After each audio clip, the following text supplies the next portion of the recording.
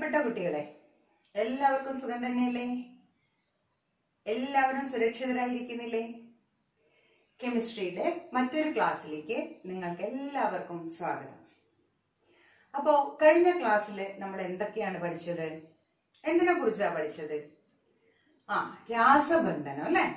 രാസബന്ധനം എത്ര തരത്തിലുണ്ട്? രണ്ട് തരത്തിൽ അല്ലെ? ഏതൊക്കെയാണവ? അയോണിക ബന്ധനം, സഹസംയോജക ബന്ധനം. അവ രണ്ടും നിങ്ങൾ പഠിച്ചില്ലേ? എന്താണ് അയോണിക ബന്ധനം? രണ്ട് ആറ്റങ്ങൾ കൂടിച്ചേർന്ന് തന്മാത്രയുണ്ടാകുമ്പോൾ ഒരാറ്റം ഇലക്ട്രോണിനെ വിട്ടുകൊടുക്കുകയും മറ്റൊരാറ്റം ഇലക്ട്രോണിനെ സ്വീകരിക്കുകയും ചെയ്ത് അഷ്ടക വിന്യാസം വരുത്തി സ്ഥിരത നേടുന്ന ബന്ധനമാണ് അയോണിക ബന്ധനം. അയോണിക ബന്ധനത്തിലോ ഒരാറ്റത്തിന് പോസിറ്റീവ് ചാർജ് ആയിരിക്കും, മറ്റൊരാറ്റത്തിന് നെഗറ്റീവ് ചാർജ് ആയിരിക്കും. നമ്മൾ പഠിച്ചു അല്ലേ? കാരണം ഇലക്ട്രോൺ വിട്ടുകൊടുക്കുന്ന ആറ്റം പോസിറ്റീവ് ചാർജായ കാറ്റയോണായി മാറുകയും ഇലക്ട്രോൺ സ്വീകരിക്കുന്ന ആറ്റം നെഗറ്റീവ് ചാർജ് ഉള്ള ആനയോണായി മാറുകയും ചെയ്യുന്നു എന്ന് നമ്മൾ പഠിച്ചു ഇല്ലേ? അതാണ് അയോണിക ബന്ധനം. ഇനി എന്താണ് സഹസംയോജക ബന്ധനം? എന്താണ് സഹസംയോജക ബന്ധനം? അവിടെ ഇലക്ട്രോൺ വിട്ടുകൊടുക്കും സ്വീകരിക്കും ചെയ്യുന്നുണ്ടോ? ഇല്ല. രണ്ട് ആറ്റങ്ങൾ പരസ്പരം ഇലക്ട്രോണുകളെ ഷെയർ ചെയ്തുകൊണ്ട് അല്ലെങ്കിൽ പങ്കുവെച്ചുകൊണ്ട് ഒരു തന്മാത്ര ഉണ്ടാകുന്നതാണ് സഹസംയോജക ബന്ധനം. സഹസംയോജക ബന്ധനം എത്ര തരത്തിലുണ്ട്? 3 തരത്തിലുണ്ടെന്ന് പഠിച്ചു അല്ലെ? എന്തൊക്കെയാണവ? ഏതൊക്കെയാണ്? ഏകബന്ധനം. ഏകബന്ധനം എന്ന് പറഞ്ഞാൽ എന്താ? ഒരു ജോഡി ഇലക്ട്രോണുകളെ പങ്കുവെച്ചുകൊണ്ട് നടക്കുന്ന രാസബന്ധനമാണ് ഏകബന്ധനം ഇല്ലേ? അത് പഠിച്ചു നമ്മള്. പിന്നെയോ ദ്വിബന്ധനം. ദ്വിബന്ധനം എന്ന് പറഞ്ഞാൽ എന്താ? 2 ജോഡി ഇലക്ട്രോണുകളെ പങ്കുവെച്ചുകൊണ്ട് നടക്കുന്ന രാസബന്ധനമാണ് ദ്വിബന്ധനം. പിന്നെ ഒന്നും കൂടെ പഠിച്ചല്ലോ നമ്മള്. എന്താ അത്? ത്രിബന്ധനം. എന്താണ് ത്രിബന്ധനം? 3 ജോഡി ഇലക്ട്രോണുകളെ പങ്കുവെച്ചുകൊണ്ട് നടക്കുന്ന രാസബന്ധനമാണ് ത്രിബന്ധനം. ഇത്രയും കാര്യം നമ്മൾ പഠിച്ചു. അതിനുശേഷം നമ്മള് ഹൈഡ്രജൻ ക്ലോറൈഡിന്റെ സഹസംയോജക ബന്ധനം പഠിച്ചു. കാർബൺ ടെട്രാക്ലോറൈഡിന്റെ സഹസംയോജക ബന്ധനം പഠിച്ചു. കാർബൺ ടെട്രാക്ലോറൈഡിന്റെ സഹസംയോജക ബന്ധനം നിങ്ങൾക്ക് ഓർമ്മയുണ്ടോ? നോർത്തു നോക്കി. അവിടെ എന്താണ് ഉണ്ടായത്? ഒരു കാർബൺ ആറ്റം 4 കാർബൺ ആറ്റവുമായി ഇലക്ട്രോണുകളെ പങ്കുവച്ചു അല്ലേ? ഇല്ലേ? ഓർക്കുന്നില്ലേ അത്? അപ്പൊ കാർബണിന് മാത്രമേ ഈ ഒരു പ്രത്യേകതയുള്ളൂ. കാർബണിന് മാത്രമേ ഇങ്ങനെ 4 ഇതുമായി ഏകബന്ധനത്തിൽ ഏർപ്പെടാനുള്ള കഴിവുള്ളൂ. അത് കാർബൺ ആറ്റത്തിന് മാത്രമേ സാധിക്കുകയുള്ളൂ. അപ്പൊ അതും ഒരു 4 ഏകബന്ധനം വന്ന ആ പ്രവർത്തനവും നമ്മൾ പഠിച്ചു. ടീച്ചർ തന്ന പ്രവർത്തനം നിങ്ങൾ ചെയ്തില്ലേ? അത് കെമിസ്ട്രി ടീച്ചർക്ക് അയച്ചു കൊടുത്തില്ലേ? ശരി, മിടുക്കൻ. അപ്പൊ നമ്മള് സഹസംയോജക ബന്ധനവും അയോണിക ബന്ധനവും പഠിച്ചു.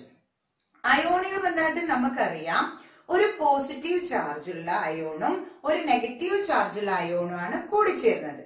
നമുക്കറിയാം പോസിറ്റീവ് ചാർജും നെഗറ്റീവ് ചാർജും തമ്മിൽ ആകർഷിക്കും. അതുകൊണ്ട് തന്നെ അയോണിക ബന്ധനത്തിൽ ആകർഷിച്ച് ഈ 2 ആറ്റങ്ങളും ആകർഷിച്ച് അവരവിടെ സ്വസ്ഥമായി സ്ഥിരതയോടെ നിൽക്കും. എന്നാൽ സഹസംയോജന ബന്ധം നിങ്ങൾ എടുത്തു നോക്കൂ. അവിടെ എന്താ സംഭവിക്കുന്നത്? അവിടെ ഇലക്ട്രോണുകളെ പങ്കുവെക്കുകയാണ് ചെയ്യുന്നത് അല്ലെ? ഇലക്ട്രോണുകളെ പങ്കുവെക്കുമ്പോ ഓരോ ആറ്റങ്ങൾക്കും ആ ഇലക്ട്രോണിനെ തന്നിലേക്ക് അടുപ്പിക്കാൻ തോന്നില്ലേ? പരസ്പരം ആകർഷിക്കുക. അവര് ആ ഇലക്ട്രോണുകളെ അങ്ങോട്ടും ഇങ്ങോട്ടും വലിക്കില്ലേ? അപ്പൊ ഇങ്ങനെ വലിക്കുമ്പോ ആ ഇലക്ട്രോൺ ഏത് ഭാഗത്തേക്കെങ്കിലും നീങ്ങിപ്പോവില്ലേ? എന്താണ് അവിടെ സംഭവിക്കുന്നത്? നമുക്കൊരു ഉദാഹരണം എടുക്കാം. Hydrogen chloride, HCl. ഇവിടെ ഹൈഡ്രജന്റെ ഒരു ഇലക്ട്രോണും ക്ലോറിന്റെ ഒരു ഇലക്ട്രോണും തമ്മിൽ പങ്കുവെച്ചാണ് ഹൈഡ്രജൻ ക്ലോറൈഡ് എന്ന തന്മാത്ര ഉണ്ടായിരിക്കുന്നത്. നിങ്ങൾ നോക്കൂ, ഇവിടെ ഹൈഡ്രജനും ക്ലോറിന്റെ നടുവിലാണ് ഈ 2 ഇലക്ട്രോണുകൾ ഉള്ളത്.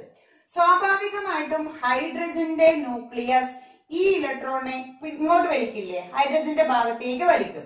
എന്ന ക്ലോറിന്റെ ന്യൂക്ലിയസോ ആ ഭാഗത്തേക്ക് വലിക്കും. അപ്പോ എന്തായാലും ഇവർക്കിടയിലെ ആ ഇലക്ട്രോണിന് വേണ്ടി ഒരു പിടിവലി ഉണ്ടാവില്ലേ?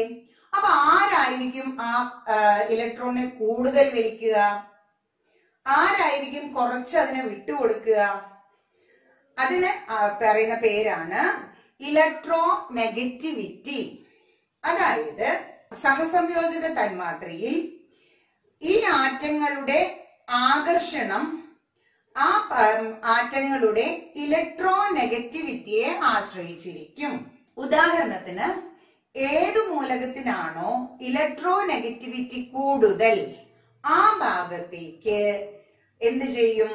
ഇലക്ട്രോണിനെ കൂടുതൽ ആകർഷിക്കും. ഇപ്പോ രണ്ട് തന്മാത്രകളിൽ ഏതെങ്കിലും ഒന്നിന് ഇലക്ട്രോനെഗറ്റിവിറ്റി കൂടുതലും മറ്റേതിന് കുറവുമാണെങ്കിൽ കൂടുതൽ ഇലക്ട്രോനെഗറ്റിവിറ്റി കൂടുതലുള്ള ആറ്റം ഇലക്ട്രോണുകളെ കൂടുതൽ ആകർഷിക്കുന്നു. മനസ്സിലായോ എന്താണ് ഇലക്ട്രോനെഗറ്റിവിറ്റി എന്ന്? ആ ഇലക്ട്രോനെഗറ്റിവിറ്റി എല്ലാ മൂലകങ്ങൾക്കും വ്യത്യസ്തമാണ്. ഈ ഇലക്ട്രോനെഗറ്റിവിറ്റി കാണല് ഇലക്ട്രോനെഗറ്റിവിറ്റി സ്കെയിൽ ഉപയോഗിച്ചിട്ടാണ്. നിങ്ങൾ എല്ലാവരും പീരിയോഡിക് ടേബിൾ കണ്ടിട്ടില്ലേ? ആ പീരിയോഡിക് ടേബിളിൽ ഓരോ മൂലകത്തിന്റെയും ഇലക്ട്രോനെഗറ്റിവിറ്റി രേഖപ്പെടുത്തിയിട്ടുണ്ട്. ഇതിനൊരു സ്കെയിൽ ഉണ്ട്. ഈ സ്കെയിൽ കണ്ടുപിടിച്ചത് ലീനസ് പോളിംഗ് എന്ന് പറഞ്ഞ ശാസ്ത്രജ്ഞനാണ്. ലീനസ് പോളിംഗ് പീരിയോഡിക് ടേബിളിലെ മൂലകങ്ങളുടെ ഇലക്ട്രോനെഗറ്റിവിറ്റി ഒരു സ്കെയിൽ രൂപത്തിൽ കണ്ടെത്തിയിട്ടുണ്ട്. നിങ്ങൾ സ്ക്രീനിൽ ശ്രദ്ധിക്കൂ.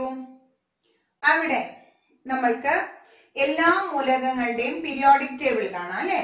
ആ പീരിയോഡിക് ടേബിളിൽ മൂലകത്തിന്റെ താഴെ എഴുതിയിരിക്കുന്ന സംഖ്യയാണ് ആ മൂലകത്തിന്റെ ഇലക്ട്രോനെഗറ്റിവിറ്റി. ഉദാഹരണത്തിന് ഹൈഡ്രജൻ കാണുന്നുണ്ടോ? ഹൈഡ്രജന്റെ ഇലക്ട്രോനെഗറ്റിവിറ്റി എത്രയാണ്? 2.20 കാണുന്നില്ലേ? ഇനി ക്ലോറിന്റെ ഇത് കണ്ടുപിടിച്ചേ, എത്രയാണ്? കണ്ടോ? 3.16 കണ്ടില്ലേ? അപ്പോ ഹൈഡ്രജന്റെതാണോ ഇലക്ട്രോനെഗറ്റിവിറ്റി കൂടുതൽ, ക്ലോറിൻ ആണോ ഇലക്ട്രോനെഗറ്റിവിറ്റി കൂടുതൽ? ആർക്കാണ് കൂടുതല്? ക്ലോറിൻ ആണ്. അപ്പോ ആരാണ് കൂടുതൽ ആകർഷിക്കുക?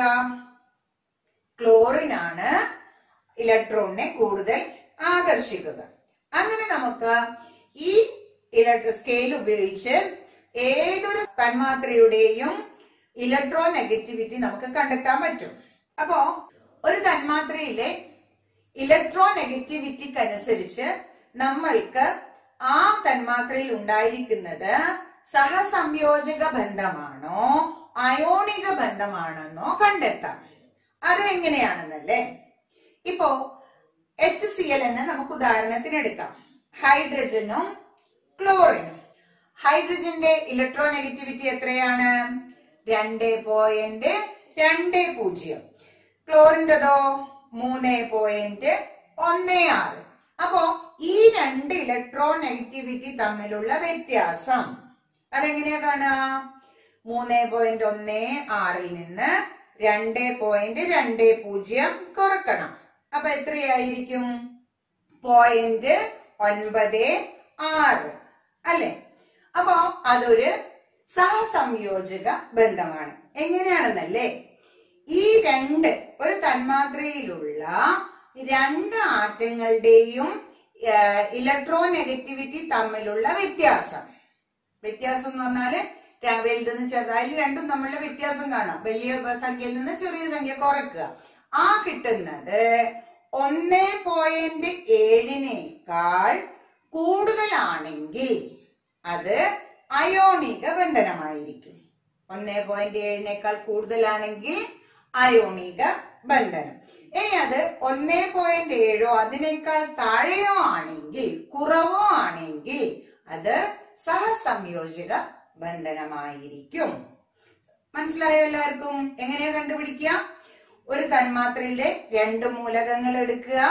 ആ രണ്ടു മൂലകങ്ങളുടെയും ഇലക്ട്രോനെഗറ്റിവിറ്റി നമ്മുടെ ഇലക്ട്രോനെഗറ്റിവിറ്റി സ്കെയിലിൽ നിന്നും കണ്ടെത്തുക. അവയെ തമ്മിലുള്ള വ്യത്യാസം കാണുക, കുറക്കുക. കിട്ടുന്ന സംഖ്യ 1.7 കൂടുതലാണെങ്കിൽ അത് അയോണിക ബന്ധനവും 1.7 അതിനേക്കാൾ കുറവോ ആണെങ്കിൽ അത് സഹസംയോജക ബന്ധവും ആയിരിക്കും. അപ്പോ ഇനി നിങ്ങള് സ്ക്രീനിലേക്ക് ശ്രദ്ധിക്കൂ. അവിടെ ഒരു പട്ടിക കാണുന്നില്ലേ? എന്താണ് ആ പട്ടികയിലുള്ളത്? ഒന്നാമത്തെ ഘട്ടത്തില് സംയുക്തങ്ങൾ ഉണ്ടല്ലേ. രണ്ടാമത്തേതിലോ ഘടക മൂലകങ്ങളുടെ ഇലക്ട്രോ നെഗറ്റിവിറ്റിയിലെ വ്യത്യാസം. തൊട്ടപ്പുറത്തെ ഘട്ടത്തിൽ എന്താ ഉള്ളത്? സംയുക്തത്തിന്റെ സ്വഭാവം. ഇവിടെ ആദ്യം ഉദാഹരണം തന്നിരിക്കുന്നത് കാർബൺ മോണോക്സൈഡ് ആണ്. കാർബൺ മോണോക്സൈഡിന്റെ എന്തൊക്കെയാണ് കാർബൺ മോണോക്സൈഡിൽ എന്തൊക്കെയാണ് ഘടകമൂലകങ്ങള്? കാർബണും ഓക്സിജനും. അപ്പൊ കാർബണും ഓക്സിജനും ആവുമ്പോ അതിന്റെ വ്യത്യാസം അവിടെ ചെയ്തത് കണ്ടോ? ഒന്ന് 3.44 കുറക്കണം 2.5 ഇല്ലേ? ഓക്സിജന്റത് 3.44 കാർബണിന്റത് 2.5. അപ്പൊ അത് തമ്മിൽ കുറച്ചാൽ നമുക്ക് കിട്ടും 0.89. അത് 1.7 കൂടുതലാണോ കുറവാണോ? കുറവാണ് അല്ലെ? അപ്പൊ അതെന്താ? സഹസംയോജക ബന്ധനം. അടുത്തത് നോക്കൂ, സോഡിയം ക്ലോറൈഡ്. സോഡിയം ക്ലോറൈഡിന്റെതോ? സോഡിയത്തിന്റെത് എത്രയാണ്? 0.93. ക്ലോറിന്റെതോ 3.16. അപ്പൊ അതുപോലെ തമ്മിലുള്ള വ്യത്യാസം 2.23. അപ്പൊ അത് എന്ത് തരം സംയോജകമാണ് നടന്നിട്ടുള്ളത്? എന്ത് തരം ബന്ധനമാണ് നടന്നിട്ടുള്ളത്? എന്ത്? അയോണിക ബന്ധനം. എന്തുകൊണ്ട്? 1.7 കൂടുതലാണ് 2.23. ഇനി അടുത്തത് നോക്കിയേ, മീഥേൻ. മീഥേന്റെ രാസസൂത്രം അവിടെ തന്നിട്ടുണ്ട്, CH4. ഇനി H4 കണ്ടിട്ട് ഹൈഡ്രജന്റെ 4 കൂട്ടണ്ട, ഒറ്റ ഒന്ന് മാത്രമേ നമുക്ക് കൂട്ടേണ്ടത്. അപ്പൊ കാർബണിന്റെത് 2.55 കുറക്കണം, ഹൈഡ്രജന്റെത് 2.20. എത്ര കിട്ടുക? 0.35. അത് 1.7 കുറവായതുകൊണ്ട് അത് എന്ത് തരത്തിലെ ബന്ധനമാണ്? സഹസംയോജക ബന്ധനം. അപ്പൊ അടുത്തത് നോക്കിയേ, മാഗ്നീഷ്യം ക്ലോറൈഡ് MgCl2. അവിടെയോ ക്ലോറിന്റെത് 3.16, Mgയുടേത് 1.31. അപ്പൊ അത് രണ്ടും കൂടെ കുറച്ച് എത്രയാ കിട്ടുക? 1.85. അപ്പൊ അത് എന്ത് തരം ബന്ധനമാണ്? 1.7 കൂടുതലല്ലേ? അപ്പോ അയോണിക ബന്ധനം. ഇനി അടുത്ത അവസാനത്തത് നോക്കിയേ, സോഡിയം ഓക്സൈഡ് Na2O. അവിടെയോ സോഡിയത്തിൻ്റെത് 0.93, ഓക്സിജന്റെത് 3.44. അപ്പൊ എത്രയാ കിട്ടുക? 2.51. അപ്പൊ അത് 1.7 കൂടുതലല്ലേ? അപ്പൊ എന്ത് തരം ബന്ധനമായിരിക്കും? അയോണിക ബന്ധനം. അപ്പൊ ഈ ടേബിൾ കോളം നിങ്ങളെ നോട്ട്ബുക്കില് വരക്കില്ലേ? വരച്ച് ഫോട്ടോ എടുത്ത് നിങ്ങളെ കെമിസ്ട്രി ടീച്ചർക്ക് അയച്ചു കൊടുക്കണം.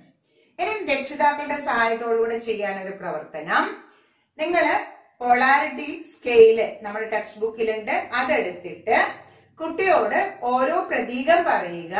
കുട്ടി അതിന്റെ താഴെയുള്ള ഇലക്ട്രോ നെഗറ്റിവിറ്റി കണ്ടെത്തി എഴുതണം.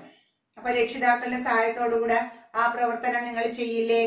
ആ ചെയ്തതും ഫോട്ടോ എടുത്ത് നിങ്ങൾ എന്ത് ചെയ്യണം? കെമിസ്ട്രി ടീച്ചർക്ക് അയച്ചു കൊടുക്കണം. ചെയ്യൂലേ?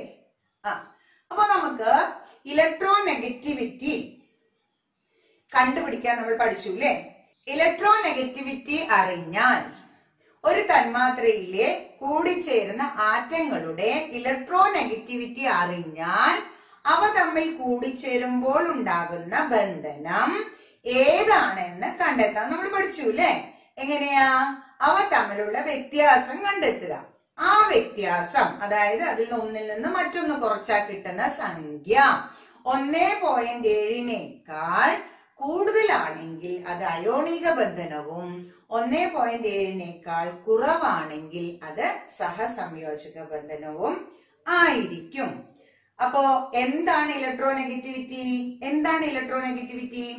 ഒരു തന്മാത്രയിൽ ആ തന്മാത്രയിലെ ആറ്റത്തിന് അവിടെ പങ്കുവച്ച ഇലക്ട്രോണുകളെ ആകർഷിക്കാനുള്ള കഴിവിനെയാണ് ഇലക്ട്രോനെഗറ്റിവിറ്റി എന്ന് പറയുക.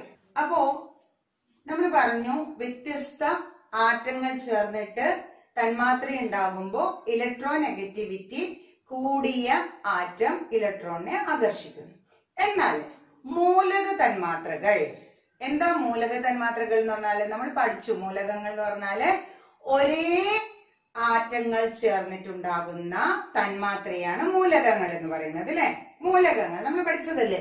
മൂലകങ്ങൾ oxygen, chlorine, hydrogen, nitrogen, fluorine എല്ലാം നമ്മൾ പഠിച്ചതല്ലേ? അപ്പോൾ ഇത്തരം തന്മാത്രയിൽ എങ്ങനെയായിരിക്കും ഇലക്ട്രോനെഗറ്റിവിറ്റി ഉണ്ടാവുക? കാരണം ഇപ്പൊ ഹൈഡ്രജന്റെ തന്നെ 2 ആറ്റമാണ്, രണ്ടിനും ഒരേ ഇലക്ട്രോനെഗറ്റിവിറ്റി ആണ്. അപ്പോ അവ തമ്മിലുള്ള വ്യത്യാസം എന്തായിരിക്കും? 0. അപ്പൊ അവര് തമ്മില് അങ്ങോട്ടും ഇങ്ങോട്ടും പിടിവലി ഉണ്ടാവുമോ? ഇല്ല അല്ലെ? അവര് സ്നേഹത്തോടെ പങ്കുവെച്ച് അവിടെ നിൽക്കും. അപ്പൊ മൂലക തന്മാത്രകളില് ഈ ഇലക്ട്രോനെഗറ്റിവിറ്റി കാരണമുള്ള ആകർഷണോ വികർഷണോ ഉണ്ടാവില്ല. അപ്പൊ ഏതിലായിരിക്കും ഉണ്ടാവുക? വ്യത്യസ്ത ആറ്റങ്ങൾ ചേർന്നുണ്ടാകുന്ന തന്മാത്ര, അതിനെന്താ നമ്മൾ പറയാ? സംയുക്തങ്ങൾ. അപ്പൊ സംയുക്തങ്ങളിലാണ് ഈ ഇലക്ട്രോനെഗറ്റിവിറ്റിയുടെ വ്യത്യാസം നമ്മൾ കാണുന്നത്. ഇനി ഒരു ഉദാഹരണം നമുക്ക് ഒന്നും കൂടെ എടുത്തു നോക്കാം. ഇവിടെ നോക്കൂ, ഹൈഡ്രജനും ക്ലോറിനും ചേർന്ന് ഹൈഡ്രജൻ ക്ലോറൈഡ് ഉണ്ടാകുന്നു.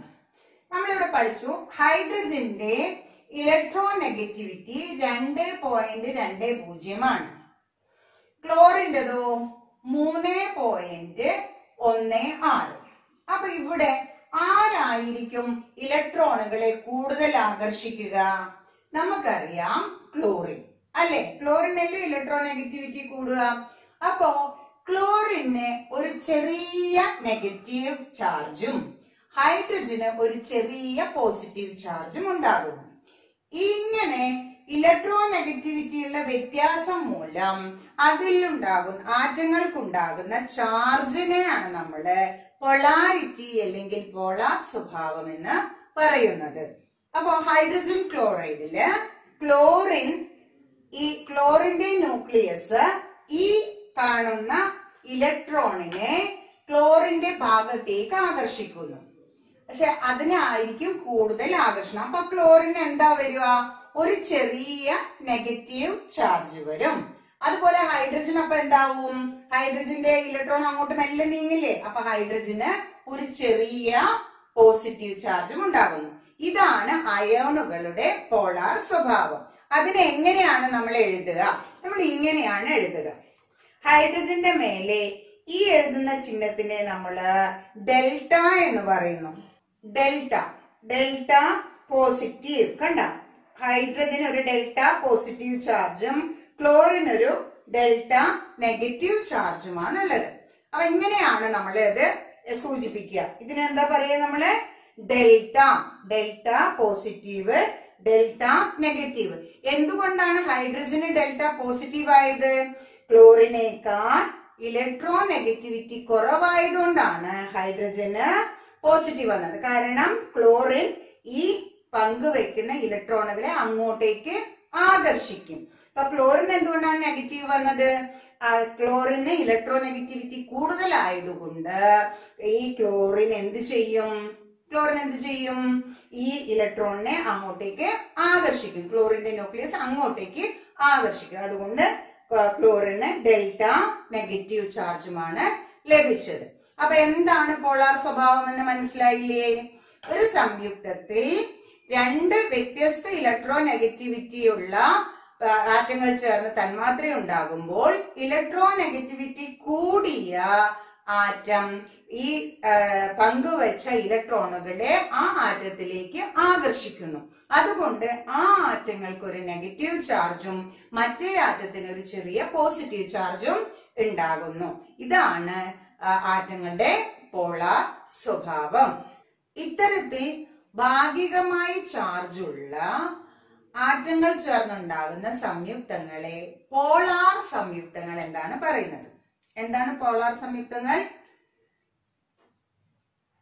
രണ്ട് ആറ്റങ്ങൾ തമ്മിൽ ചേർന്ന് തന്മാത്രയുണ്ടാകുമ്പോൾ ഇലക്ട്രോൺ നെഗറ്റിവിറ്റി കൂടിയ ആറ്റം പങ്കുവെക്കുന്ന ഇലക്ട്രോണുകളുടെ ആ ആറ്റത്തിന്റെ ന്യൂക്ലിയസിലേക്ക് ആകർഷിക്കുന്നു. അതുകൊണ്ട് ആ ആറ്റത്തിന് ഡെൽറ്റ നെഗറ്റീവ് ചാർജും മറ്റേ ആറ്റത്തിന് ഡെൽറ്റ പോസിറ്റീവ് ചാർജും വരും. അതിനെന്താ പറയാ? പോളാർ സ്വഭാവം. ഇത്തരത്തിൽ പോളാർ സ്വഭാവമുള്ള ഭാഗികമായ ഡെൽറ്റ, സാധാരണ നമ്മള് അയോണിക സംയുക്തത്തിൽ പോസിറ്റീവും നെഗറ്റീവും ഒരു ഇലക്ട്രോണിനെ തന്നെ വിട്ടുകൊടുക്കുന്നുണ്ട്. അപ്പൊ അത്രയ്ക്കൊന്നും ചാർജ് ഇല്ല, ഡെൽറ്റ ചാർജ് മാത്രമേ ഉള്ളൂ.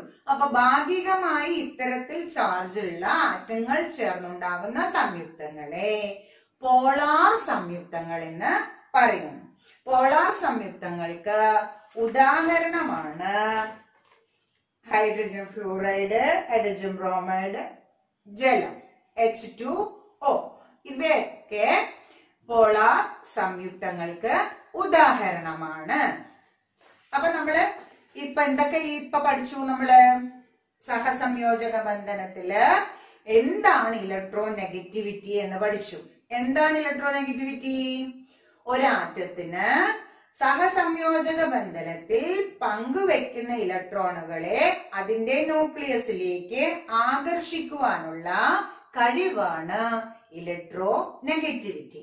ഇങ്ങനെ ആകർഷിക്കുമ്പോൾ കിട്ടുന്ന ഡെൽറ്റ പോസിറ്റീവ്, ഡെൽറ്റ നെഗറ്റീവ് ചാർജുകളുടെ ഉള്ള സ്വഭാവത്തിനെയാണ് പോളാർ സ്വഭാവം എന്ന് പറയുന്നത്. ഇത്തരം പോളാർ സ്വഭാവമുള്ള ആറ്റങ്ങൾ കൂടിച്ചേർന്നുണ്ടാകുന്ന തന്മാത്രയെ പോളാർ സംയുക്തങ്ങൾ എന്നും പറയുന്നു. പത്രകാര്യം എല്ലാവർക്കും മനസ്സിലായില്ലേ? ശരി. ബഹു അറ്റോമിക തന്മാത്രയിൽ നമ്മൾ പഠിച്ചില്ലേ, രണ്ടിൽ കൂടുതൽ ആറ്റങ്ങളുള്ള തന്മാത്രയിൽ പോളാർ സ്വഭാവം നിർണയിക്കുന്നത് ഇലക്ട്രോനെഗറ്റിവിറ്റി മാത്രമല്ല, അവയുടെ ആകൃതിയും കൂടിയാണ്. ഉദാഹരണത്തിന് ജലം, അമോണിയ. ചിത്രം നോക്കൂ. അവിടെ നമുക്ക് അതിന്റെ ചിത്രം കാണാം അല്ലെ? അതിനൊരു പ്രത്യേക ആകൃതി ഉണ്ട് അല്ലെ? ഈ ആകൃതിയും അവയുടെ പോളാർ സ്വഭാവം നിർണയിക്കുന്നു. സ്ക്രീനിൽ ശ്രദ്ധിച്ചേ. അവിടെ ഒരു പട്ടിക കാണാം അല്ലെ? എന്താ പട്ടികയിലുള്ളത്? ഒരു ഭാഗത്ത് അയോണിക സംയുക്തങ്ങളെ കാണാം, മറ്റേ ഭാഗത്ത് എന്താ കാണുന്നത്? സഹസംയോജക സംയുക്തങ്ങൾ. ഇനി അയോണിക സംയുക്തങ്ങളുടെ പ്രത്യേകത നോക്കിയേ. അവയുടെ ആദ്യത്തെയുള്ള ആറ്റങ്ങളെല്ലാം ഒന്ന് ശ്രദ്ധിച്ചു നോക്കിയേ. എന്തെങ്കിലും പ്രത്യേകത കാണുന്നുണ്ടോ? നിങ്ങൾ 8ാം ക്ലാസ്സിൽ പഠിച്ചതാണ്. അവയെല്ലാം തന്നെ എന്താണ്? ലോഹങ്ങളാണ് അല്ലെ? എല്ലാം ലോഹങ്ങളാണ്. ആ സംയുക്തത്തിന് തന്നെ മറ്റേ ആറ്റങ്ങളെ നോക്കിയേ. ക്ലോറിൻ, ഹൈഡ്രജൻ, അതൊക്കെ എന്താണ്? അലോഹങ്ങളാണ് അല്ലെ? അപ്പോ ഒരു അയോണിക സംയുക്തത്തില് ഒരാറ്റം എപ്പോഴും ലോഹമായിരിക്കും, മറ്റേ ആറ്റം അലോഹവുമായിരിക്കും. എന്നാൽ മറ്റേ നോക്കിയേ, സഹസംയോജക ബന്ധനത്തിൽ നോക്കിയേ, എല്ലാം എന്താണ്? അലോഹങ്ങളാണ് അല്ലെ? അപ്പൊ സഹസംയോജക ബന്ധനത്തിൽ ഏർപ്പെടുന്ന ആറ്റങ്ങളെല്ലാം അലോഹങ്ങളാണ്. മനസ്സിലായോ നിങ്ങൾക്ക്? അപ്പോ ഒരു സംയുക്തം കണ്ടാൽ തന്നെ നമുക്ക് മനസ്സിലാവും അത് അയോണിക ബന്ധനമാണോ സഹസംയോജക ബന്ധനമാണോ. അയോണിക ബന്ധനമാണെങ്കിൽ മിക്കവാറും അതിലൊരു ആറ്റം ലോഹമായിരിക്കും.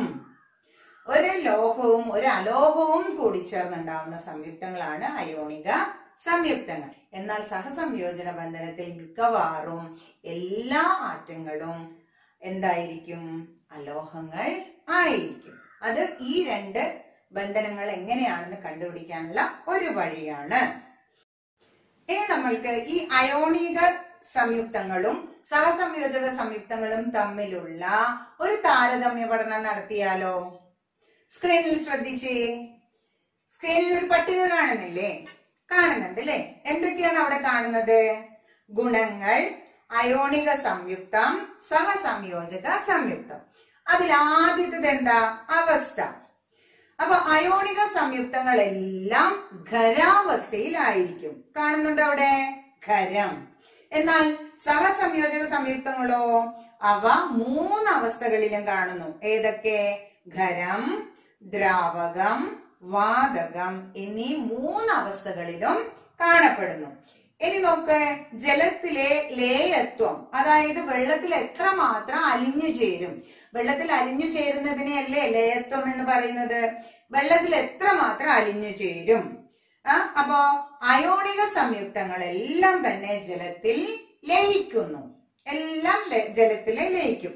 എന്നാൽ സഹസംയോജക സംയുക്തങ്ങൾ പൊതുവെ ജലത്തിൽ ലയിക്കുന്നില്ല. വെള്ളത്തിലിട്ടാൽ അതില് അലിഞ്ഞു ചേരില്ല. ഓർഗാനിക് ലായനികളിൽ, അതായത് മണ്ണെണ്ണ, CCl4, മീഥേൻ, ബെൻസിൻ മുതലായവയിൽ മാത്രമേ ലയിക്കുകയുള്ളൂ. ജലത്തിൽ ലയിക്കുവോ? ഇല്ല. സഹസംയോജക സംയുക്തങ്ങൾ ജലത്തിൽ ലയിക്കുന്നില്ല. ഇനി വൈദ്യുത ചാലകത. എന്താണ് വൈദ്യുത ചാലകത എന്ന് പറഞ്ഞാല്? വൈദ്യുതിയെ കടത്തിവിടാനുള്ള കഴിവിനെയാണ് വൈദ്യുത ചാലകത എന്ന് പറയുന്നത്. ലായനി ആയിരിക്കുമ്പോഴും ഉരുകിയ അവസ്ഥയിലും വൈദ്യുതിയെ കടത്തിവിടുന്നു. ആര്? അയോണിക സംയുക്തങ്ങൾ. അയോണിക സംയുക്തങ്ങൾ ലായനി ആയിരിക്കുമ്പോഴും ഉരുകിയ അവസ്ഥയിലും വൈദ്യുതിയെ കടത്തിവിടുന്നു. ഇനിയോ സഹസംയോജക സംയുക്തങ്ങളോ അവ വൈദ്യുതിയെ കടത്തിവിടുന്നില്ല. ഇനി ദ്രവണാംഗവും തിളനിലയും. ദ്രവണാംഗം എന്താണെന്ന് അറിയില്ലേ? എന്താണ് ദ്രവണാംഗം? ഒരു ഖരാവസ്തു ദ്രാവകമായി മാറുന്ന ആ താപനിലയാണ് ദ്രവണാംഗം എന്ന് പറയുന്നത്. തിളനില എന്ന് പറഞ്ഞാലോ ദ്രാവകം വാതകമായി മാറുന്ന ആ താപനിലയെയാണ് തിളനില എന്ന് പറയുന്നത്. അപ്പോ ഇത് അയോണിക സംയുക്തങ്ങൾക്ക് എപ്പോഴും ഉയർന്നതായിരിക്കും. അതായത് കൂടുതൽ ചൂട് കിട്ടിയാൽ മാത്രമേ അവരൊരവസ്ഥയിൽ നിന്നും മറ്റൊരവസ്ഥയിലേക്ക് മാറുകയുള്ളൂ. എന്നാലോ സഹസംയോജക സംയുക്തങ്ങൾ പൊതുവെ താഴ്ന്ന ദ്രവണാംഗവും താഴ്ന്ന തിളനിലയുമാണ് കാണുന്നത്. അപ്പൊ എല്ലാവരും ഈ പട്ടിക ഒന്നും കൂടെ നോക്കിയേ. ഇവ തമ്മിലുള്ള താരതമ്യം മനസ്സിലായോ? ഇത് നിങ്ങളെ നോട്ട് ബുക്കിൽ എഴുതുക. എന്നിട്ട് നിങ്ങളുടെ കെമിസ്ട്രി ടീച്ചർക്ക് അയച്ചു കൊടുക്കുക. ഈ താരതമ്യ പഠനം രക്ഷിതാക്കളുടെ സഹായത്തോടുകൂടെ നിങ്ങൾ ഒരു മാച്ച് ദ ഫോളോയിങ് ചേരുംപടി ചേർക്കുന്ന രീതിയിലാക്കി മാറ്റി നിങ്ങൾ ഇത് കൂടുതൽ പരിശീലനം നേടുക. ഇതിൽ വരുന്ന ചോദ്യങ്ങൾക്ക് നിങ്ങൾക്ക് അപ്പോ വ്യക്തമായ ഉത്തരം നൽകാൻ സാധിക്കും. അപ്പൊ ഇന്ന് പഠിച്ച കാര്യങ്ങൾ നിങ്ങൾക്ക് ഒന്നും കൂടെ ഓർത്തു നോക്കിയേ. എന്തൊക്കെയാണ് നമ്മൾ പഠിച്ചത്? ഇലക്ട്രോനെഗറ്റിവിറ്റി എന്താണെന്ന് പഠിച്ചു. എന്താ ഇലക്ട്രോനെഗറ്റിവിറ്റി? ഒരു സംയുക്തത്തിലെ ആറ്റങ്ങൾ കൂടിച്ചേർന്ന് തന്മാത്രയുണ്ടാകുമ്പോൾ അതിലെ ഇലക്ട്രോൺ പങ്കുവെച്ച ഇലക്ട്രോണുകളെ ന്യൂക്ലിയസിലേക്ക് ആകർഷിക്കുവാനുള്ള കഴിവിനെയാണ് ഇലക്ട്രോനെഗറ്റിവിറ്റി എന്ന് പറയുന്നത്. ഇലക്ട്രോനെഗറ്റിവിറ്റി നമ്മൾ പോളാർ സ്കെയിൽ ഉപയോഗിച്ചിട്ടാണ് കണ്ടുപിടിക്കുന്നത്. പോളാർ സ്കെയില് ലീനസ് പോളിംഗ് എന്ന ശാസ്ത്രജ്ഞനാണ് കണ്ടെത്തിയത്. അപ്പോ ഇലക്ട്രോനെഗറ്റിവിറ്റി കൂടിയ ആറ്റങ്ങൾ അവയുടെ ന്യൂക്ലിയസിലേക്ക് ഇലക്ട്രോണെ കൂടുതൽ ആകർഷിക്കുന്നു. അവിടെ ഒരു ഡെൽറ്റ നെഗറ്റീവ് ചാർജ് കിട്ടുന്നു. മറ്റേ ആറ്റത്തിന് ഒരു ഡെൽറ്റ പോസിറ്റീവ് ചാർജും ഉണ്ടാകുന്നു. അപ്പോ ഈ സ്വഭാവത്തിനെയാണ് പോളാർ സ്വഭാവം എന്ന് പറയുന്നത്. ഇത്തരത്തിലുള്ള സംയുക്തങ്ങളെ പോളാർ സംയുക്തങ്ങൾ എന്ന് പറയുന്നു. പോളാർ സംയുക്തങ്ങളെ ഇലക്ട്രോനെഗറ്റിവിറ്റി അല്ലാതെ ആ തന്മാത്രയുടെ ആകൃതിയും നിർണയിക്കുന്നു എന്ന് നമ്മൾ പഠിച്ചു. പിന്നെ എന്താ നമ്മൾ പഠിച്ചത്? അയോണിക സംയുക്തവും സഹസംയോജക സംയുക്തവും തമ്മിലുള്ള ബന്ധം നമ്മൾ പഠിച്ചു. പിന്നെയോ ഇലക്ട്രോനെഗറ്റിവിറ്റി കിട്ടിയാൽ എങ്ങനെയാണ് ഒരു തന്മാത്രയിലെ രാസബന്ധനം നടന്നതെന്ന് കണ്ടെത്താൻ നമ്മൾ പഠിച്ചു അല്ലേ? എങ്ങനെയാ? ഇലക്ട്രോനെഗറ്റിവിറ്റി തമ്മിലുള്ള വ്യത്യാസം 1.7 കൂടുതലാണെങ്കിൽ അതെന്ത് തന്മാത്രയായിരിക്കും? എന്ത് ബന്ധമായിരിക്കും? അയോണിക ബന്ധനായിരിക്കും. അത് 1.7 കുറവാണെങ്കിലോ സഹസംയോജക ബന്ധനമായിരിക്കും. അതും നമ്മൾ പഠിച്ചു. പിന്നെ വിവിധ അവസ്ഥകളിലുള്ള താരതമ്യവും നമ്മൾ അവസാനം ചെയ്യുകയുണ്ടായി. അപ്പം എല്ലാവരും ഇതുവരെ ചെയ്ത വർക്ക്ഷീറ്റ് ഒക്കെ പൂർത്തിയാക്കിയില്ലേ? നിങ്ങളുടെ കെമിസ്ട്രി ടീച്ചർക്ക് എല്ലാം അയച്ചു കൊടുക്കുക.